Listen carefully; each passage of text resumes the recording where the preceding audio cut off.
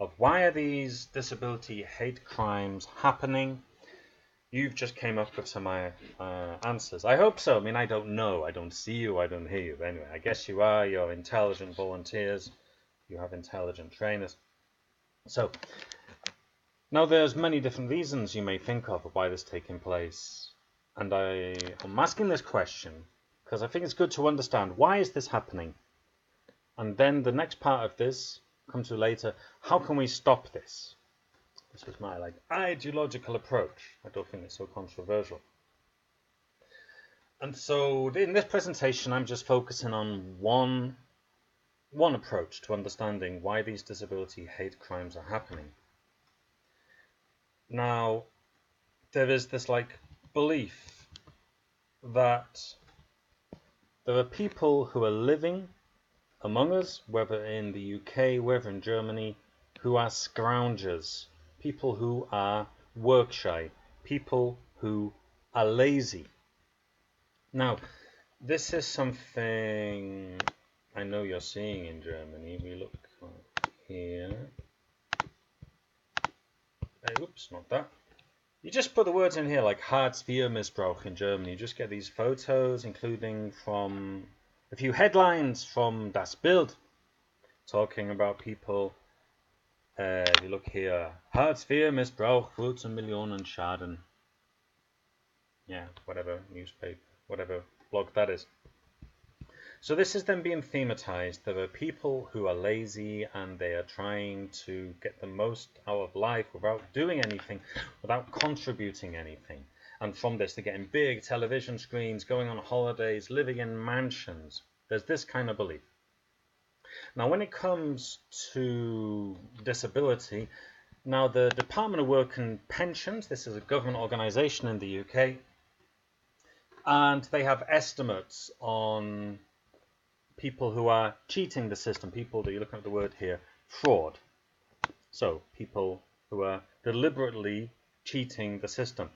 And I want you to look at employment and support allowance. It's this one here. This is for people who have a disability. It's to enable them to get some kind of equipment so that they're able to work, whether it's some kind of car, some kind of, like in German, a roller, some kind of equipment, whether it's to do with braille, whether it's to do with texting, so people can read what people are saying. Now, the Department of Work and Pensions came up with from their estimates, and this was done partly by an outside organisation, that 1.9% of people who are claiming this are frauding. This comes to a value of 270 million. Now, this is partly, in addition to that, people who are doing applications, they're making mistakes. Not that they want to, but they're making mistakes, and therefore this is leading to overpayments. The state is paying out too much money.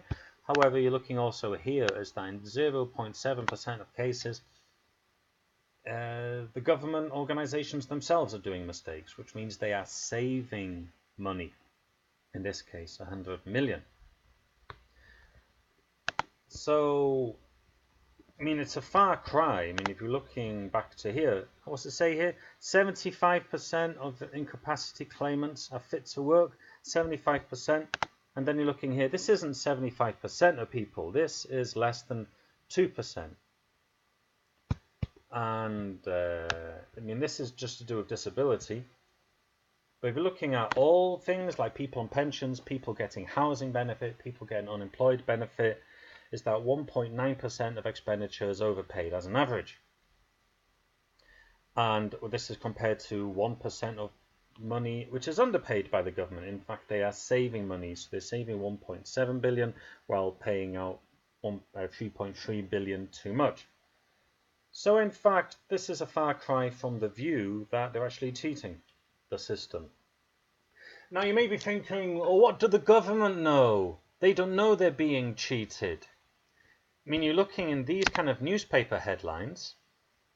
People in Das Bild, they are making other claimants. People working for the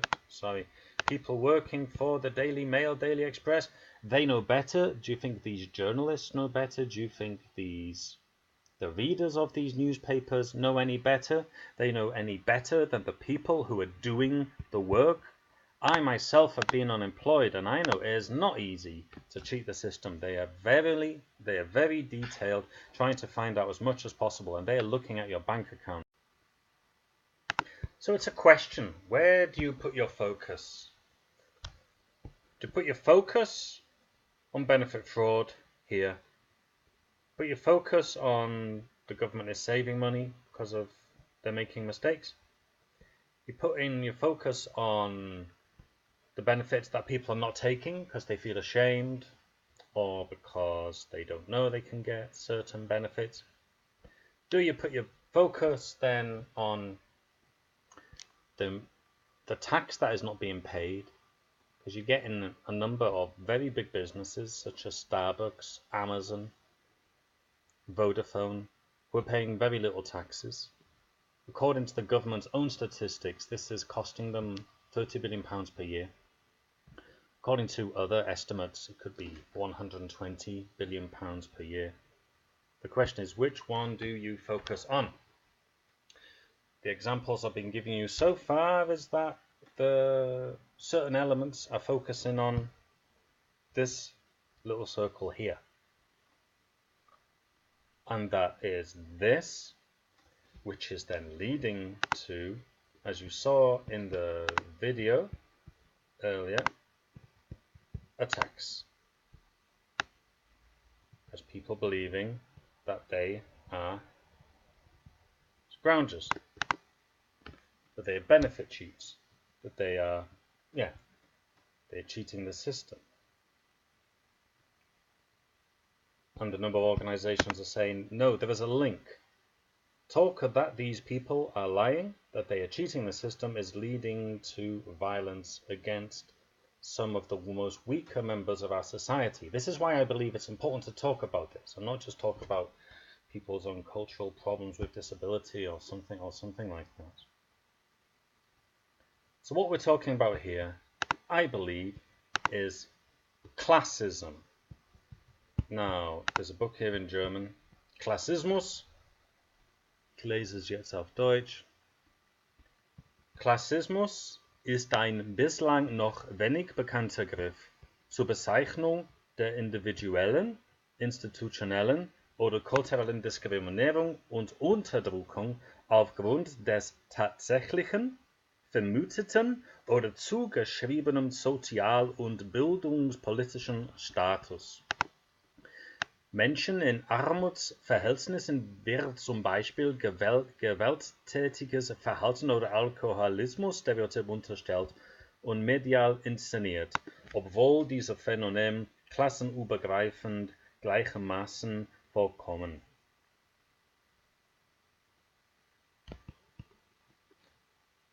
There is this kind of view that the people who are of lower classes, whether they're unemployed people, homeless, or even people of the working class, that these are less cultured people. These are people more likely to have like teenage pregnancies, to get into alcoholism without looking at any context, to get more into crime, to cheat systems through benefit fraud. And that, as I just showed here, this is happening like all over the place. It's happening with also people who are not working class, people like middle class, upper class. They're also cheating the system. But when more suspicion is then being put upon people who are poorer in society, then we're talking about classism.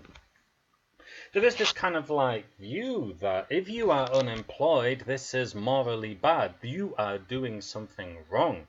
If you are like a taxpayer, this means you are a more valued member of society because you can contribute money. There's something better about you because of some individual person doesn't like people with disability. Rather, they are happening because of something is happening at a social level and at a political level. Excuse me. And that's what I'm trying to address here. So I was just talking about focus, where it's being made. I was talking about classism. I want to link this now to austerity. The title, Finally, after like 20 minutes, I'm getting down to the point. And here is a book, Against Austerity, How We Can Fix the Crisis They Made by Richard Seymour. It's a good book. And in this, the writer, Richard Seymour, produced something like a definition, which I've simplified here. Austerity means cuts to benefits and social services. I'm going to mention that in a moment. Secondly, a restructure of the state, so it's changing from being less of a welfarist state, which helps people in need, and being more of a penal institution. So it coerces people, it forces people into certain behaviors.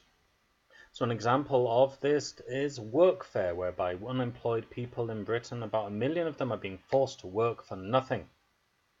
Euro jobs, in Germany, is both being shown with workfare in the UK and the Euro jobs in Germany that this doesn't help people find work. They are doing a kind of work that doesn't help them to learn a lot, to develop, and they're so busy working they don't have time to look for work. But the government, however, is still pushing this forward so people behave differently. Linked to this is an increased state subsidy of the private sector, whereby through workfare, the businesses are gaining cheap labor or even free labor. And at the same time, you are seeing, with austerity, strengthening of the values of hierarchy and competitiveness, and sadism towards the weak. Does that sound right? With regards to the video you saw earlier about hate crimes? Yeah? Maybe your trainers mentioned how research showed from a study in Tübingen in 1991 that people who have the value of competitiveness as well as like self-sufficiency are those who are more likely to have authoritarian and racist thoughts.